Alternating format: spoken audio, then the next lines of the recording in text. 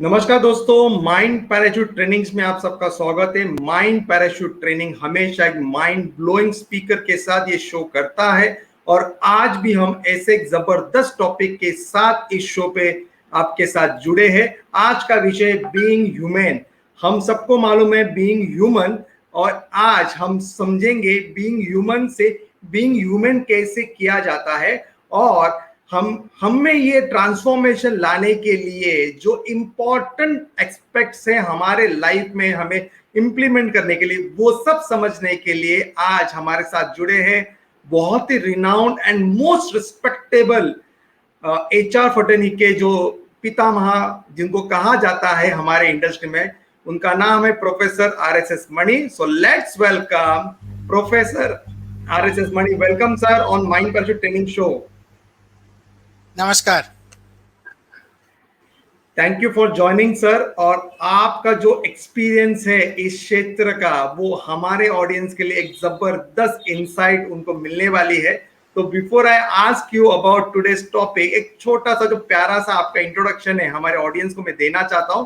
तो दोस्तों, professor RSS मणि ये वाइस प्रेसिडेंट है आईटीएम ग्रुप। हमें सबको मालूम है इंडिया में आईटीएम ग्रुप मैनेजमेंट ट्रेनिंग्स के लिए बहुत ही पॉपुलर है, और वो है immediate past president Bombay management association के 2021 में हुआ था।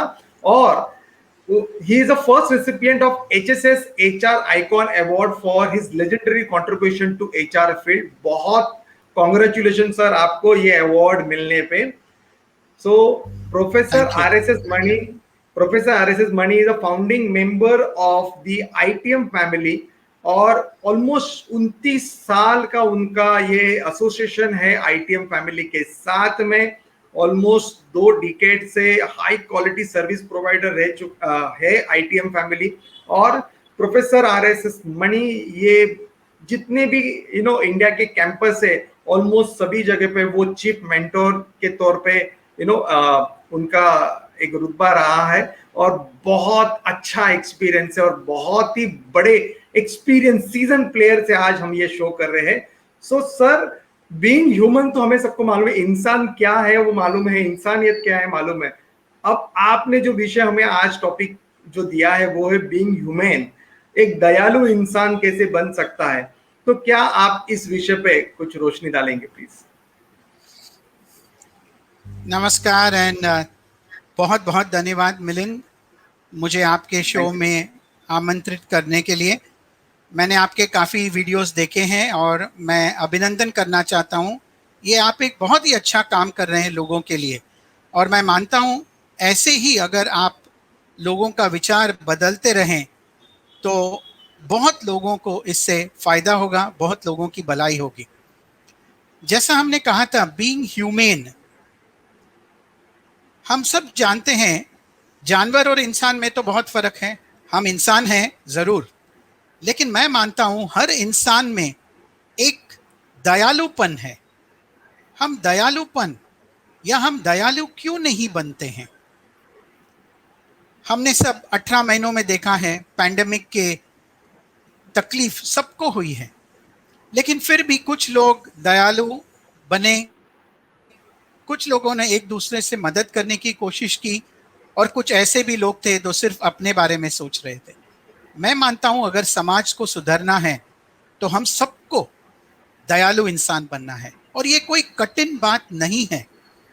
ये हम सब जानते हैं लेकिन हम करना नहीं चाहते। आज मैं चाहूँगा मैं आपसे कुछ अपने अनुभव बताऊं कि हम छोटी छोटी चीज़ों से अगर दयालु इंसान बन सके तो हमारी जीवन कितनी सुधर सकती है, हमारी समाज कितनी अच्छी जगह बन सकती है। सबसे पहले मैं मानता हूँ दयालु इंसान को विनम्रता से पेश आनी चाहिए। हम सबको भगवान ने बहुत कुछ दिया है, हम में बहुत सारी काबिलियत हैं, हमारे पास बहुत कुछ है, फिर भी हम लोगों के प्रति विनम्रता से पेश नहीं आते। हमें काफ़ी अहंकार और घमंड हो जाती है जब हमारे पास बहुत कुछ है। हमें हमेशा यही चिंता रहती है कि हमारे जो वस्तु हैं, हमारे जो चीज़ें हैं, हमारे जो फैसिलिटीज़ हैं, उसे हम बढ़ाते जाएं। इसमें कोई गलती नहीं है, लेकिन इसका मतलब ये नहीं कि इनको पाते पाते हम घमंडी हो जाएं। मैंने काफी लोगों को देखा है, जब उनके पास पावर है, पोजीशन है, वो किसी को मदद करने को तैयार नहीं है। बल्कि मैं मानता हूं जब आपके पास पावर और पोजीशन हो तो ये बहुत ही अच्छा मौका है लोगों को कुछ मदद करने की, लोगों की सेवा करने के लिए। लेकिन ये नहीं होता है अक्सर, और हम हमेशा कहते हैं अपने पोजीशन पे घमंडी मत बनो, क्योंकि पोजीशन नहीं रही तो लोग शायद आपका कोई भी सम्मान नहीं करेंगे। हमें अच्छे इंसान बनना है। अगर हम दयालु इंसान बने तो फिर लोग हमें दूसरी नजर से देखेंगे, हमेशा हमारा सम्मान करेंगे, हमेशा हमारे साथ जुड़े रहेंगे। इसलिए मैं कहता हूं सबसे पहले जो हम दयालु इंसान बनना चाहते हैं उस सफर में, और मैंने खास कहा सफर, क्योंकि मैं मानता हूं दयालु इंसान बनना एक मंजिल नहीं है, ये एक सफर है, और हमें इस सफर पे हमेशा कायम रहना है। और विनम्रता ये मेरे लिए बहुत महत्वपूर्ण रखती है, इसलिए मैंने ये पॉइंट सबसे पहले आपसे पेश की। वाह, तो विनम्रता बहुत अच्छा टॉपिक आपने बताया सर। दयालु बनना बहुत जरूरी है आज के इस कलयुग में, जहां पे पाप और पुण्य का टोटल इंबैलेंस हो चुका है। पाप बढ़ गया है, पुण्य कम हुआ है, तो हमें पुण्य का प्रमाण बढ़ाने के लिए दयालु बनना पड़ेगा। पर सर ऐसा नहीं होगा कि दयालु बनने के जर्नी में लोग इस कलयुग में हमारा डिसएडवांटेज ले, हमारा गैर फायदा ले? ऐसा भी हो सकता है सर, तो उससे कैसे बच सकते हैं? मिलिंद, ये बहुत अच्छा सवाल है, ये बहुत ही अच्छा सवाल है। लेकिन मैं ये हमेशा मानता हूं, मैं अपना कर्म करते जाऊंगा। मैं अपना कर्म इस वजह से नहीं बदलूंगा कि लोग उसका कैसे दुरुपयोग करें, लोग उसका कैसे फायदा उठाएं। I do not want to change my behavior depending on how people respond to my behavior. तो मैं हमेशा मानता हूं हम अपना अच्छा काम करते जाएं। अगर उसका प्रभाव लोगों पे है तो बहुत अच्छी बात है, अगर कुछ लोग उसका फायदा उठाएं तो फिर भी ठीक है। लेकिन as we always say, I don't want to do bad things just because you are doing bad things.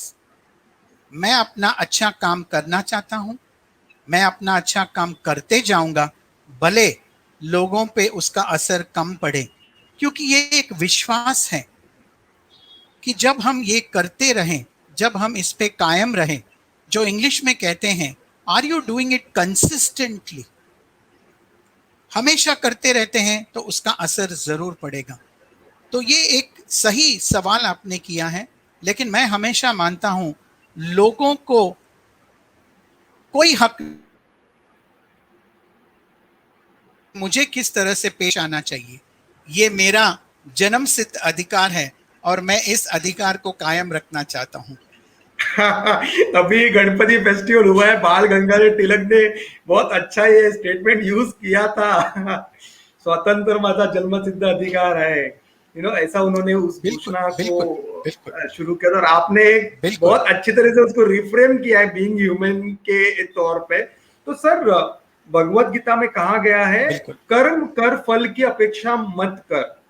तो आई एम श्योर आप जो कह रहे हैं वो इधर एब्सोल्युटली फैक्ट वो बन गया।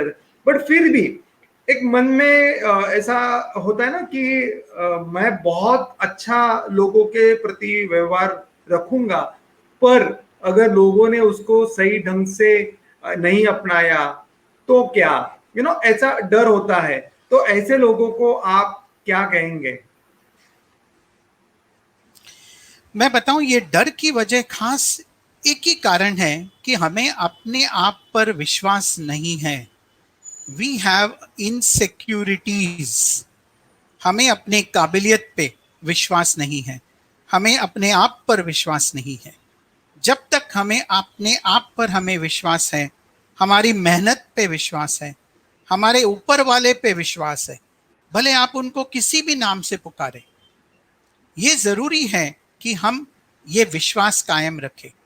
मैंने कहा था ना, जो आदमी खुद पे विश्वास रखता है वो दूसरों के साथ जुड़ जाता है, वो किसी के साथ झगड़ने के इरादे से नहीं जाता है, वो किसी के साथ कंपटीशन करने के लिए नहीं जाता है, वो हमेशा कोलैबोरेट करता है, एक दूसरे के साथ जुड़कर कुछ और भी कमाल करने की कोशिश करता है।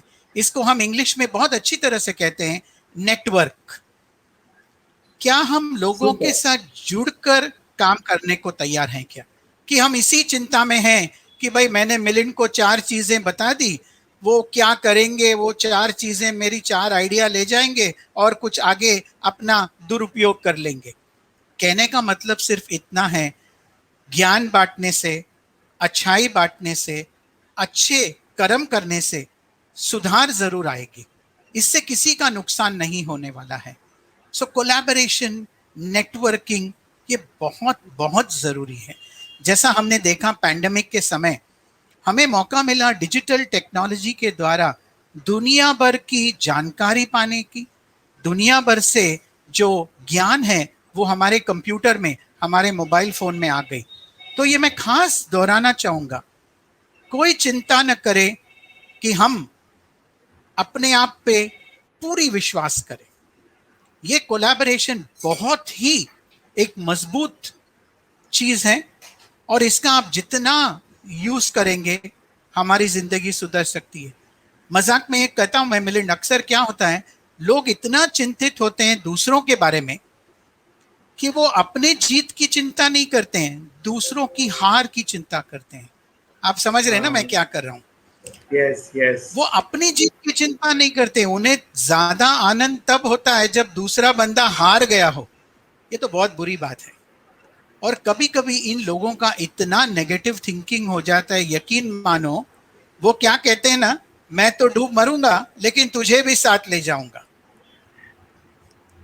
ये मैं मानता हूं लोगों को एक अपने आप में बदलाव लाना है, सुधार लाना है। और भगवत गीता में सही कहा है ना, कर्म किए जा फल की इच्छा मत कर। एंड इसकी शुरुआत एक बहुत ही छोटी सी चीज है, द एटीट्यूड ऑफ ग्रैटिट्यूड। क्या हमने धन्यवाद कहा, शुक्रिया कहा, उनको एक बार सलाम किया जिन्होंने हमारे लिए कुछ न कुछ कभी न कभी किया होगा। भले हमारे टीचर्स हो, भले हमारे फैमिली मेंबर्स हो, या जिनसे हम जुड़े हुए हैं हमारे ऑफिस में, हमारे समाज में, हमारे एसोसिएशंस में, क्या हमने उनको कभी 1 मिनट रुककर शुक्रिया कहा? अगर ये हम करते रहें तो द एटीट्यूड ऑफ ग्रैटिट्यूड, ये जो एक बहुत ही महान शक्ति है, लोग इसके बारे में बहुत कुछ जानते हैं, लेकिन अक्सर यही होता है ना मिलिंद, जानने के बावजूद लोग करना नहीं चाहते। कभी कभी ऐसा हो जाता है, we don't practise what we preach, कहते कुछ और हैं, करते कुछ और हैं। तो इस वजह से ये जो गैप है, हम चाहते हैं ये कम हो जाए और लोग दयालु इंसान बनने में हर कदम धीरे धीरे हर रोज इस सफर में चलते रहे। यही मेरी सबसे एक गुजारिश है। अगर मैं किसी की इस सिलसिले में मदद कर सकूं, मैं बहुत खुश रहूंगा, क्योंकि हम मानते हैं अगर आप खुश हैं, समाज खुश है, तो हम भी खुश रहेंगे। अगर आप सक्सेसफुल हैं तो हम भी सक्सेसफुल रहेंगे। ये विन लूज जो मैंने कहा था ना पहले, हारना जीतना, ये हमारे दिमाग से हमें निकालना चाहिए। Wow, awesome. आपने बहुत अच्छा 2 चीजें मुझे आज सिखाई। एक है कंपटीशन के बजाय कोलैबोरेशन करें।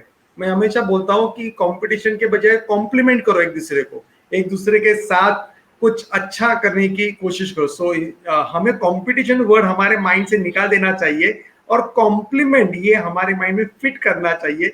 एक दूसरे को कॉम्प्लीमेंट करते जाइए और कोलैबोरेशन इज अ की। आज के जमाने में कोलैबोरेशन करने से ही, कोलैबोरेटिव एक्टिविटी करने से ही हम आगे बढ़ सकते हैं। और attitude of gratitude, what a statement. आपने एक दिल जीत लिया ये एक स्टेटमेंट करके, एटीट्यूड ऑफ ग्रैटिट्यूड। मतलब ग्रैटिट्यूड ही है हमारे जीवन का सारांश। अगर हम एक दूसरे को उन्होंने हमें जो भी मदद की उसके लिए उनको धन्यवाद एक सिंपल शब्द है वो कहेंगे तो हंसी, स्माइल और एक दिल से कनेक्शन आराम से वहां पे जुड़ जाता है। So sir, collaboration effective collaboration, मतलब एक रिलेशन, हेल्दी रिलेशनशिप रखते इफेक्टिव कोलैबोरेशन हम कैसे मेंटेन कर सकते हैं? क्या आप उस पे कुछ हमें जानकारी दे सकते हैं?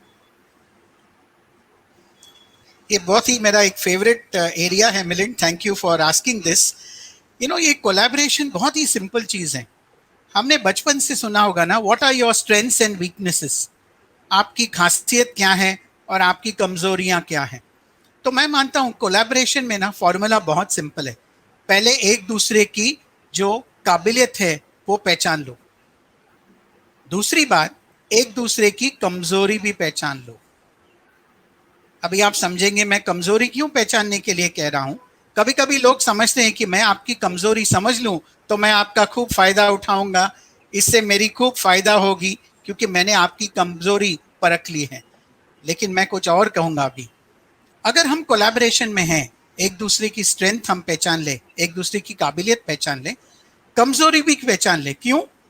जो मेरी कमजोरी है वो आप अपनी काबिलियत बना दीजिए, और आपकी जो कमजोरी है मैं उसे अपना काबिलियत बना दूंगा।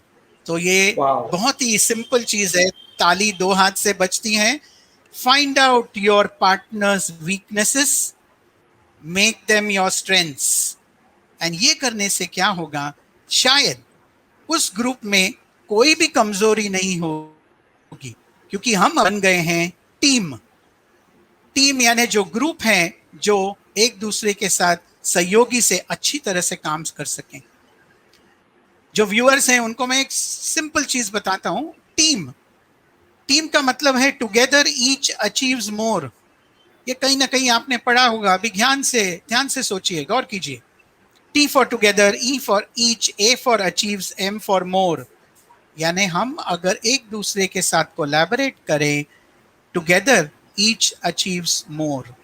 क्योंकि हर एक वाह, व्यक्ति को यह याद रखना है, हम सब यूनिक हैं, हम में सब में एक खासियत है, हर एक की एक गुण है, हर एक की कुछ तो कुछ तकलीफ हो सकती है। लेकिन अगर हम ये सब जुड़ के कोलैबोरेट करें, हमारी कमजोरी हम एक दूसरे के साथ बांट लें ताकि वो आप अपना काबिलियत बना लें, तो मेरे ख्याल से कोलैबोरेशन बहुत इजी हो जाएगी। सिर्फ 2 स्टेप मैंने बताया मिलिंद, मैं मानता हूं ये शुरुआत करने से हमें बहुत आगे प्रगति करने का मौका मिलेगा। ऑसम ऑसम, जबरदस्त इंटरेक्शन हमने आज किया है इस शो पे। तो दोस्तों, आपने देखा है कितना अच्छी तरीके से बीइंग ह्यूमन इस टॉपिक के ऊपर प्रोफेसर आरएसएस मनी इन्होंने अच्छा अच्छा एक्सप्लेनेशन और एग्जांपल्स दिए। आपको भी आपके लाइफ में कुछ अलग करना है, अच्छा करना है, आपको दयालुपन की जर्नी पे ट्रैवल करना है, अगर आपको कोई दिक्कत आ रही है तो please feel free to contact professor RSS Mani. बहुत ही अच्छे इंसान है, बहुत ही प्यार से बातें करते हो। जैसे कि मैंने पहले ही बताया कि हमारे देश में एचआर फर्टिलिटी के वो पितामह भीष्म है, इतना जबरदस्त एक्सपीरियंस है, और उनको आप जरूर कांटेक्ट करिए। इंडिया का कोड है 9+91 और उनका मोबाइल नंबर है 7498016842। कंप्लीट प्रोफाइल, अभी तक क्या क्या काम किया है प्रोफेसर मनी, इनका जो प्रोफाइल है ये मैं डिस्क्रिप्शन में डाल दूंगा इस वीडियो के, आप प्लीज चेक करिए और जरूर कांटेक्ट करिए प्रोफेसर आरएसएस मनी को। सो मनी सर, जाने से पहले आपका एक एक्सपर्ट एडवाइस क्या होगा आज के यूथ को जो आगे जाके जो प्रोफेशनल करियर पे एक एक्सेलेंस वो अचीव कर सकते हैं? मेरा सिर्फ एक ही सुझाव है, बी सोशली रिस्पॉन्सिबल। जिस समाज में हम रहते हैं ये हमारा दायित्व है कि हम उस समाज के लिए कुछ करें, उस समाज में हम एक अच्छा नागरिक बन के जिए। ये हमारा इंडिविजुअल सोशल रिस्पॉन्सिबिलिटी है। ये न कहें कि मेरी कंपनी करेगी, मेरे पिता करेंगे, मेरे समाज में समाज सेवक हैं वो करेंगे। हमें हर इंसान को सोशली रिस्पॉन्सिबल होना है, और ये दायित्व हम जितना जल्दी समझ सके, और मैं मानता हूं ये समझ हमें बच्चों को स्कूल और कॉलेज से शुरुआत करनी चाहिए। मैं अक्सर मजाक में कहता हूं कि स्कूल के सिलेबस में मॉरल साइंस पढ़ाते हैं, लेकिन मैंने कॉलेज के सिलेबस में कभी मॉरल साइंस देखा नहीं। अब पता नहीं क्यों ऐसा करते हैं।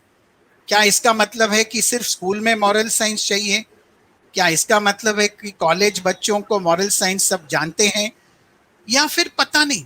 इसका जवाब मुझे आज तक नहीं मिला है। इसलिए मैं हमेशा कहता हूं, बी इंडिविजुअली सोशली रिस्पॉन्सिबल। इसको मैं ISR कहता हूं। सब लोग CSR के बारे में जानते हैं, मैं कहता हूं आप ISR करो, बी इंडिविजुअली सोशली रिस्पॉन्सिबल। जब ये दायित्व हम अपने आप पे ले लें, मैं मानता हूं दुनिया बहुत ही अच्छी जगह बन सकती है, काफी खुशहाली हो सकती है, और हम सब मिलकर हमारे समाज को इतना अच्छा कर सकते हैं कि हमें इस समाज से बहुत गर्व और खुशी होगी। बस यही मैं कहना चाहता हूं। Thank you. Thank you so much sir. आपने जो पल्स ऑफ विजडम आज हमारे माइंड पैराशूट ट्रेनिंग्स के शो में शेयर किए हैं, ये हमारे ऑडियंस के लिए बहुत ही अच्छे माइलस्टोन्स बन जाएंगे उनके लाइफ के लिए, ऐसा मुझे लगता है। दोस्तों, इतना अच्छा इंटरेक्शन हम माइंड पैराशूट ट्रेनिंग्स पे करते हैं। आपने अभी तक अगर इस चैनल को सब्सक्राइब नहीं किया तो प्लीज सब्सक्राइब करिए, लाइक करिए, कमेंट करिए, शेयर करिए। जो विचार आज प्रोफेसर मणि इन्होंने शेयर किए हैं वो बहुत ही उम्दा ऐसे विचार है। बीइंग ह्यूमन से ट्रांसफॉर्म करके बीइंग ह्यूमन बनना चाहिए, और वो बनने के लिए जो जर्नी है वो आज मणि सर ने यहाँ पे एक्सप्लेन की है। और सर, आपने जो एटीट्यूड ऑफ ग्रेटिट्यूड कहा, उसी बेसिस पे मैं ग्रेटिट्यूड देना चाहूंगा हमारे कॉमन मित्र हरिहरन अय्यर इनको, जिनके वजह से मुझे आपसे मुलाकात करने का मौका मिला, और उस अनुषंग से आज हमने ये इतना अच्छा शो किया और बहुत अच्छा नॉलेज आपने हमारे शो पे पेश किया। इसके लिए आपका मन से, दिल से धन्यवाद, और हरिहरन का भी धन्यवाद। थैंक यू मिलिंद, आपका भी बहुत धन्यवाद। अच्छा काम करते रहिएगा। कभी हम कुछ सेवा कर सकते हैं तो जरूर कांटेक्ट कीजिए। नमस्कार। Thank you so much sir.